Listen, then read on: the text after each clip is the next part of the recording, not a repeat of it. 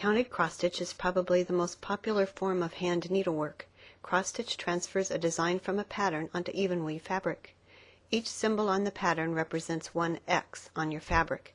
The shape of the symbol tells you the color. For the chart we're working on, each square symbol will be an X stitched in blue. The symbol 5 will be an X stitched in yellow, and so on. Embroidery floss is made up of 6 individual strands of thread.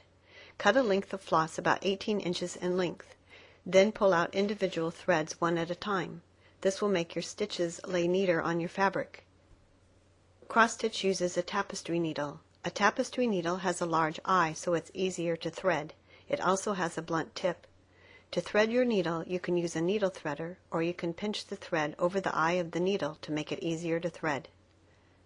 To start stitching, bring the needle up from the back of the fabric, leaving a 1-inch tail on the back.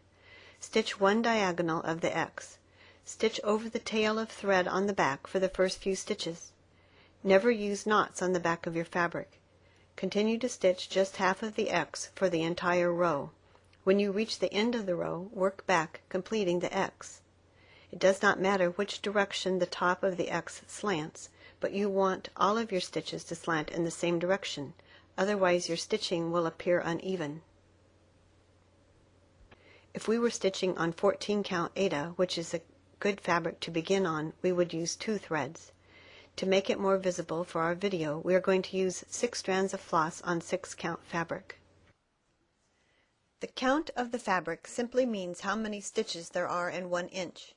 Our website has a cross-stitch calculator that will help you determine the number of threads to stitch with and the size of the tapestry needle to use. The store where you purchase your materials will also be happy to help you with this.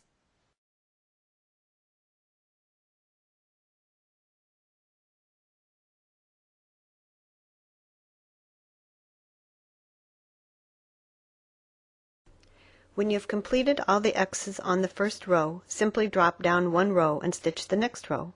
Again, just stitch 1/2 of the X for each stitch on the row, then complete the X on your way back. When you've completed an area or have run out of thread, you will need to end off. Turn your piece over and run the needle under 4 or 5 stitches and trim the tail. You never use knots on the back of your stitching. Your stitches will be more even if you use some type of hoop or frame to hold your fabric. We are using a Q-snap frame, but you can also use a scroll frame or a plastic embroidery hoop. You will find it is easier to stitch the rows from the top to bottom.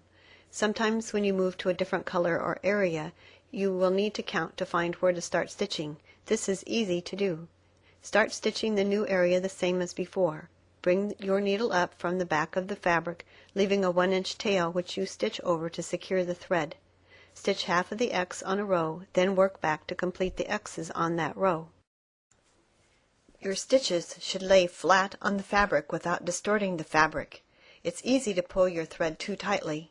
Stitch a row with less tension to see if the stitches look better. If you run out of thread before you complete an area, just run your needle under a few stitches on the back to end off. To start stitching again, you don't have to catch the tail like we've shown before. All you need to do is run your needle under a few stitches on the back of the fabric, similar to how we ended off, and continue stitching. Keeping your stitching neat on the back will help when you try to frame or finish your project. In addition to the regular cross stitch, many designs will call for back stitching. Back stitching is a running stitch used to outline a color or to make lines. Back stitching is always done last. On our design, the strings for the balloons and the words are done in backstitch. Usually backstitching is done with half the strands that you used to make the X's. Start by anchoring your thread as before. When you backstitch, you make a stitch for each time the pattern crosses over an intersection of the grid on the graph. Usually you will not skip over more than 2 spaces, but that depends upon your pattern. I hope you found this video helpful. A printed version of this lesson is available on our website. Be sure to visit your local needlework store. They love stitching and will be happy to answer any questions. They can also help you find that perfect project to get started stitching.